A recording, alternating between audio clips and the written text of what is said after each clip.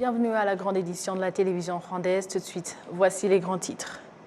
Le président de la République, Paul Kagame, exhorte les pays africains à relever le budget alloué au développement industriel et énergétique en vue de réaliser la vision 2063 de l'Union africaine.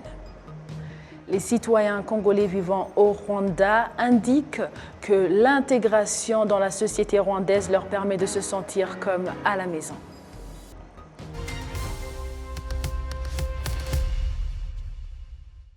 Madame, Monsieur, bienvenue à la grande édition de la télévision rwandaise. Le Rwanda s'est engagé à mettre en pratique sans délai les résolutions de la COP27 tenues dernièrement en Égypte. La ministre rwandaise de l'Environnement a fait cette indication ce samedi à l'occasion des travaux communautaires Umuganda du mois de novembre. Les travaux communautaires Umuganda du mois de novembre ont été largement marqués par des plantations d'arbres sur toute l'étendue du pays comme un moyen de lutter contre l'érosion et de sauvegarder mieux l'environnement. Les travaux communautaires ne sont pas le propre des Rwandais car les étrangers vivant dans la capitale y participent régulièrement. C'est le cas des Éthiopiens, mais aussi des Congolais qui ont participé à la campagne de plantation d'arbres. Pour ces derniers, le temps est à la satisfaction. La ministre de l'Environnement, Dr Jeanne d'Arc Mujawamariya, a indiqué que si le Rwanda s'engage largement au reboisement massif, c'est qu'il est conscient de son importance en conformité avec la COP27 qui a mis un accent sur la protection du climat, un impératif pour le monde entier.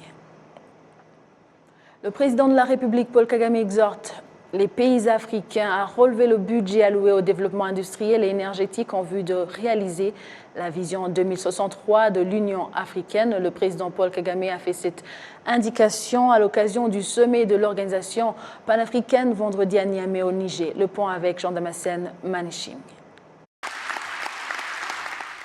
Le président de la République Paul Kagame était aux côtés des chefs d'État et de gouvernement de l'Union africaine à Niamey pour de grands rendez-vous consacrés à l'industrialisation de l'Afrique et à la diversification économique, ainsi qu'à la zone de libre-échange continentale africaine.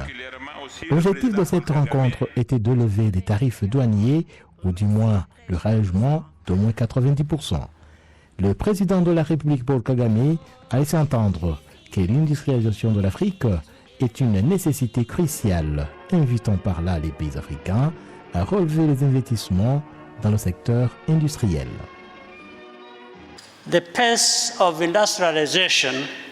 L'accélération du développement industriel en Afrique est encore à un niveau très bas. Nous devons intensifier les fonds alloués au secteur industriel, ainsi qu'au secteur énergétique et aux infrastructures pour réaliser les objectifs de la vision 2063 du continent africain. Il est également important de construire une collaboration efficace entre les universités et le secteur privé en vue de relever la culture de l'innovation sans laisser en arrière notre jeunesse. La fabrication des vaccins et des médicaments est une nouveauté dans le développement industriel en Afrique. La zone économique de libre-échange continentale africaine est indispensable pour accélérer le développement industriel en Afrique. Actuellement, 44 pays africains ont déjà adhéré à la zone de libre-échange continentale africaine.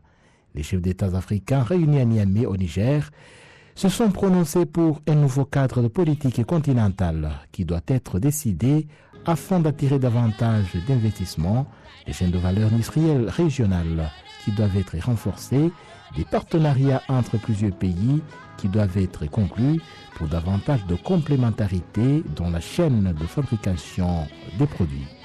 Le sommet a également plaidé politiquement pour l'émergence d'un programme d'industrialisation de l'Afrique à l'échelle mondiale. Les citoyens congolais vivant au Rwanda se réjouissent des relations entre le Congo-Brazzaville et le Rwanda. Ils indiquent que leur intégration dans la société rwandaise leur permet de se sentir comme chez eux. Les détails, c'est dans le récit suivant. Planter des arbres sur la colline Mburabuturo dans la ville de Kigali, et ce dans le cadre des travaux communautaires Umuganda, est une activité qui a rassemblé les Congolais vivant au Rwanda et la population de la ville de Kigali, une activité qui fait la joie de la population rwandaise. La bonne coopération entre Rwanda et Brazzaville, c'est que c'est la bonne chose. La bonne chose, c'est la coopération, oui. Mais au-delà de la coopération, c'est une opportunité pour la communauté rwandaise pour savoir quoi exactement on peut faire avec Brazzaville pour y aller sans passer par qui que ce soit. Mais une fois on connaît ce qui se passe à Brazzaville et une fois la communauté Brazzaville qui connaît ce qui se passe au Rwanda, on peut faire le mutual business et on va à Brazzaville, on fait du business, on vient ici, c'est ça la bonne coopération.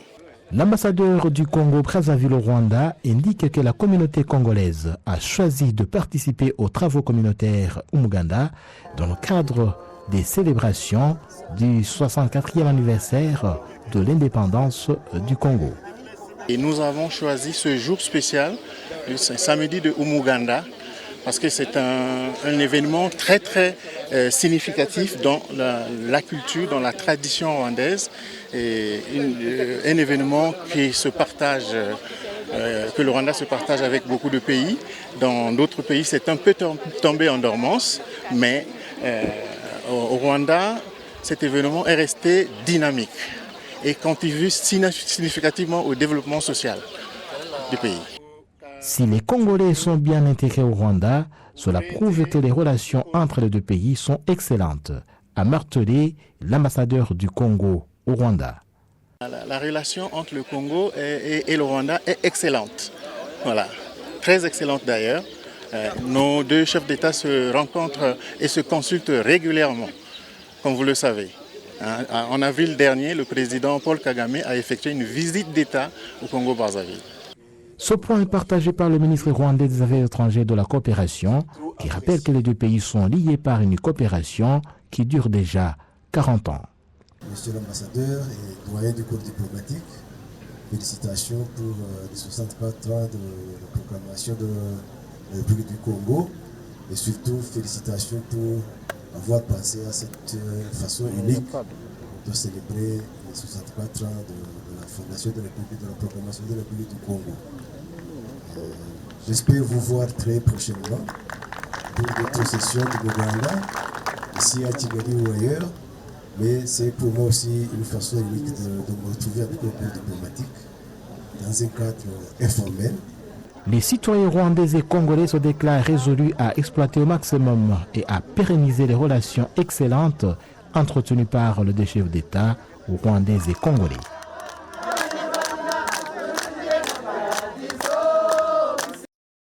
Toujours des relations entre le Rwanda et le Congo-Brazzaville. Cette semaine, une délégation de journalistes congolais a visité le Rwanda et au cours de leur passage à la télévision rwandaise, ils nous ont partagé leurs impressions sur le Rwanda, notamment les travaux communautaires Umuganda organisés au pays des 1000 collines tous les derniers samedis du mois. C'est dans un entretien avec notre confrère Patrick Nyilidandi. J'aurais bien voulu commencer par dire mes mots de remerciement à l'endroit de l'ambassadeur du Congo au Rwanda, son Excellence Guy Nestor Itoi, qui a tout fait pour qu'effectivement l'équipe de Télé Congo, l'équipe de l'émission Le Diplomate de Télé Congo puisse faire le déplacement de Kigali. Et pour répondre à votre question, il faut dire que nous sommes venus faire école. Nous sommes venus pas faire école dans le sens de pouvoir donner des leçons, mais plutôt apprendre de ce que cette ville, de ce que les autorités de cette ville, de ce pays peuvent offrir à l'Afrique. Nous sommes venus également, pourquoi pas, couvrir ces événements pour que demain nous puissions avoir dans notre judiciaire de quoi dire aux Congolais. Parce que vous avez parlé de Salongo. Salongo aujourd'hui appartient au passé. On n'en parle plus au Congo. Or, vous, au Rwanda, vous avez conservé cette tradition alors positive qui aujourd'hui participe à la beauté de votre pays, de votre ville. Donc oui, ça nous a intéressés parce qu'il faut voir, il faut apprendre, il faut aller dire demain aux populations congolaises. Et Chanel, qu'est-ce que vous allez dire, vous, au Congo, à la population congolaise? Parce qu'on a ce privilège d'avoir de la masse, des milliers de personnes, des millions qui nous suivent régulièrement. Quel message allez-vous transmettre après avoir participé à cet événement? Bien sûr, ce qui reste inédit dans cet événement de la célébration, de la proclamation de la République du Congo, c'est le fait d'arrimer cette célébration avec le Umuganda. C'est ça ce qui reste inédit. Et cet engouement autour de cette opération de salubrité, ça inspire pas seulement les Congolais de Brazzaville, mais beaucoup d'Africains, parce que beaucoup de capitales africaines ont ce problème de salubrité dans leur ville, de propriété. Et donc l'exemple du Rwanda, de Kigali, est un exemple à suivre. Et donc, je pense bien que l'intérêt sur ce sujet, c'est plus dans ce sens, et ramener, dire aux Congolais que c'est important de faire le salongo et de revenir sur nos traditions, parce que Brunel l'a dit, le salongo, on a commencé, ça fait des années qu'on l'a pratiqué et on a perdu cette tradition, et c'est important de revenir sur ça. Moi, j'aimerais placer un mot en rapport avec la question que vous avez posée à mon confrère et ami, Chanel Mborongo. Le message que nous pourrons apporter aux Congolais, c'est celui de la possibilité. Tout est possible. Nos valeurs jetées aux orties hier peuvent être ramenées avec la volonté. D'ailleurs, notre Premier ministre, Anatole Kone-Makosso, je crois, s'inspire un petit peu de ce qui se passe au Rwanda en termes de salubrité, avec les journées dorénavant, les premiers samedis du mois. Mais le message n'est pas encore capté au niveau de la population, et nous gardons bon espoir qu'avec un peu, moi je suis adepte de la chicotte, avec un peu de la chicotte, nous allons prendre de la graine et avancer dans la même dynamique que le Rwanda. Mais d'après vous, qu'est-ce qui doit être fait pour changer cette mentalité, hein? Parce que je pense que c'est question du mental, parce que vous avez cette chance, en tant que nous autres, en tant qu'hommes de médias, d'atteindre beaucoup de gens, et c'est à travers le message que nous partageons que nous pouvons éventuellement changer les mentalités, que la population puisse s'approprier cet événement, n'est-ce pas? Est-ce que vous avez déjà pensé à une stratégie dans vos messages pour parler à votre public? La stratégie, c'est peut-être l'insistance. La stratégie, c'est de dire que, comme on a un excellent docteur à Brazzaville, il a écrit un livre sur le logiciel mental. La stratégie, c'est de dire que si nous ne changeons pas notre logiciel mental, nous allons vivre ce que bon nombre de pays de l'Afrique noire vivent en termes d'insalubrité. Donc il faut insister, il faut que les autorités congolaises, par exemple, travaillent en synergie avec la presse pour que nous puissions dire aux Congolais, une fois de plus, que c'est possible, c'est seulement si nous travaillons, nous retravaillons notre logiciel mental, parce que les retombées, ce ne sera pas seulement pour les autorités, ni pour nous journalistes qui avons cette opportunité de voyager, de partir d'un pays à un autre pour découvrir ce qui se passe. L'avantage serait également pour ces citoyens lambda. Un retour sur le 18e sommet de l'Organisation internationale de la francophonie sous le thème « La connectivité dans la diversité, le numérique, vecteur de développement et de solidarité dans l'espace francophone ». La secrétaire générale de l'Organisation internationale de la francophonie, Mme Louise Mushikiwabo, a partagé ses priorités pour son second mandat, notamment le renforcement du français sur Internet. Au micro de la télévision rwandaise, le directeur général de Smart Africa a souligné que c'est une joie de contribuer dans la concrétisation des projets concernant le numérique en français. thème de la francophonie cette année à Djerba, c'était la connectivité dans la diversité et le numérique vecteur de développement socio-économique. Il faut reconnaître que le thème d'une importance capitale pour nous, surtout Smart Africa, car pour nous, les pays africains surtout, qu'allons-nous faire sans le numérique pour pouvoir rattraper le reste du monde? Ça, c'est une question fondamentale. Alors, le choix du thème, le numérique vecteur de socio-économique, ça tombe juste à point, parce que c'est le thème qui est très chaud en ce moment, et vous l'avez certainement observé que ces derniers temps, dans les grandes conférences, que ce soit au niveau de l'UET ou alors que ce soit au niveau du Shogam, et nous l'avons vu ici, que ce soit au niveau du Mobile World Congress qui s'est passé ici, et maintenant la francophonie, c'est d'une importance très très capitale pour l'Afrique surtout. Car si nous voulons vraiment rattraper le reste du monde et se préparer vraiment pour la 4e révolution industrielle, il n'y a que le numérique qui peut nous amener là-bas. Et aussi, il y a une chose qui est très importante à savoir, c'est que quand le thème dit la connectivité dans la diversité, il faut savoir que seule l'information, quand elle est partagée, elle se multiplie. Alors, imaginons un peu la diversité de la francophonie, la diversité de l'Afrique. Alors, ça ne peut qu'enrichir vraiment le débat. Les deux, à la fois, je dirais même trois, c'est la contribution. Nous avons contribué à certains panels. Et aussi, nous avons renoué des contacts avec beaucoup de partenaires qui étaient présents localement. Bien sûr, le secteur privé et le secteur public aussi tunisien.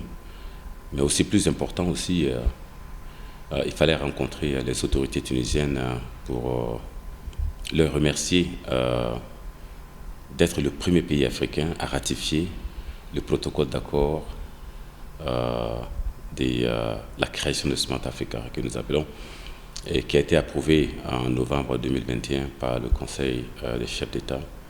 Alors, la Tunisie, il y a moins d'un mois, nous a envoyé la ratification de cette constitution ou alors ce protocole d'accord.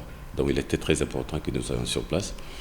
Et nous avons profité aussi visiter et rencontrer l'écosystème de Tunisie en matière de start-up qu'ils appellent Smart Capital, Smart Tunisia, et aussi une ONG qui est très importante, qui est dynamique dans l'écosystème tunisien que nous appelons Education for Employment, car Smart Africa aussi, nous sommes engagés dans l'initiative de l'Académie numérique, comment partager les expériences, qu'est-ce que la Tunisie fait de bien, qu'est-ce qu'on peut partager avec le reste des pays membres de Smart Africa. Bien sûr, je ne peux que soutenir la simple raison que la majorité des pays membres de Smart Africa, je dirais que les pays francophones sont majoritaires, ou à une certaine époque c'était majoritaire, et c'est la langue dans laquelle la population s'exprime. Alors si nous parlons de la transformation numérique, tout le monde ne peut pas être anglophone, il faut le reconnaître.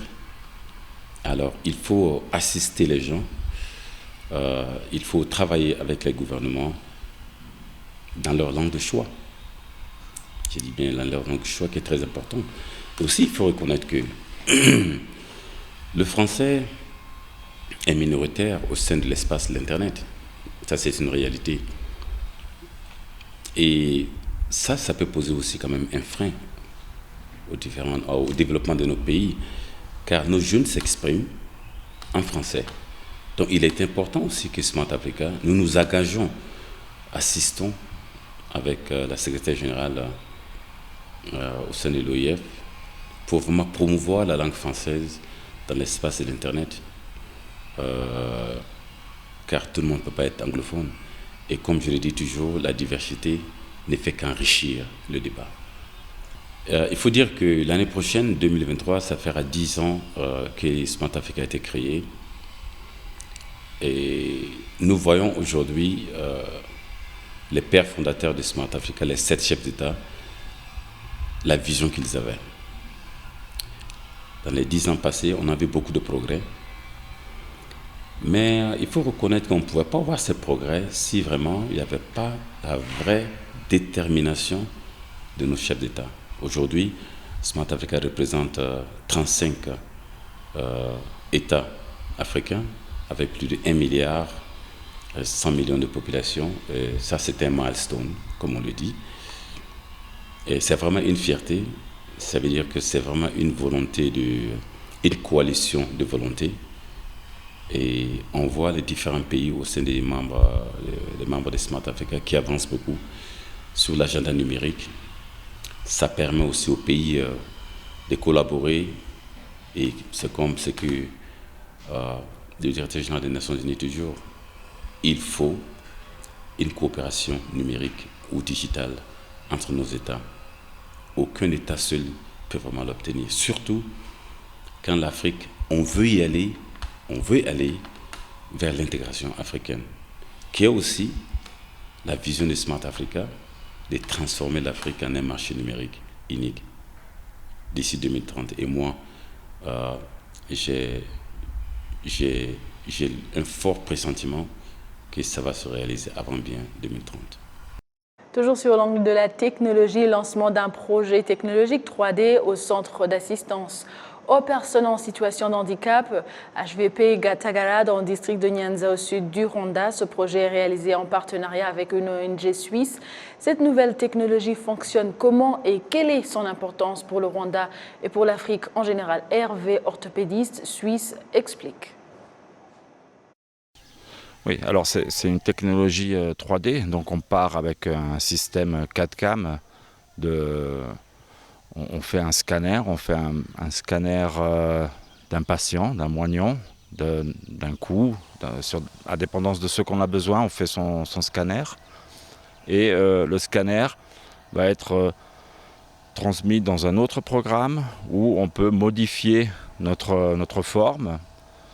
Et une fois modifié, comme c'est toujours le technicien orthopédiste qui va faire la modification, hein, c'est pas l'ordinateur qui fait tout, ça n'existe pas encore, hein. On est en train d'y arriver, mais c'est pas encore possible maintenant. Et une fois modifié, le tout va être transporté dans une machine où on pourra faire un fraisage et avoir notre forme modelée comme le technicien voulait. Et après, sur cette forme, on va faire notre appareil, la prothèse, la minerve, le casque. L'avantage de cette technologie, ce n'est pas beaucoup sur la manière de travailler, parce que c'est tout le temps le technicien qui travaille, qui décide de faire quelle modification sur le modèle.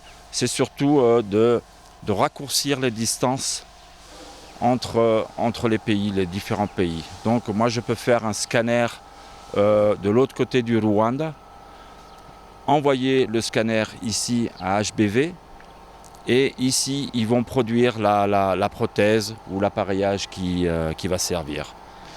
Et ça c'est fondamental. Sans besoin de se déplacer. C'est pour ça que la distance peut être au niveau, là je parle du Rwanda, mais ça peut être au niveau du monde. Je peux faire un scanner en Suisse et l'envoyer ici à Gatagara pour qu'il fasse mon appareil, sans que le technicien ou le patient se déplace. Ça c'est un des avantages. Il y a aussi une manière de travailler qui est beaucoup plus propre, hein. On n'a plus besoin du plâtre. On peut faire nos modifications, refaire nos modifications, ce qu'avec le plâtre, c'est très difficile de faire. Si on fait un appareillage qui a des dimensions qui ne vont pas et qu'on n'a pas pu garder le plâtre, donc le modèle, avec cette technologie, je peux aller reprendre mon scanner et recommencer à zéro sans aucun problème. Il y a beaucoup d'avantages. C'est clair que c'est une technologie nouvelle, au top. C'est une révolution pour ce qui est la technique l'orthopédie technique au niveau mondial. Donc le passage aussi après, peut-être, là on est en train de faire un fraisage, on peut passer aussi à l'imprimante 3D. Il y a beaucoup, ça évolue vraiment beaucoup et très très vite. Donc c'est important pour le Rwanda, pour l'Afrique, d'arriver à ce niveau. Hein, pour ce qui est de l'orthopédie, hein, on peut le faire en tant que Swiss Limbs, on peut le faire comme technicien orthopédiste. Et c'est important qu'il y ait du suivi, hein, que ça continue et que ça marche.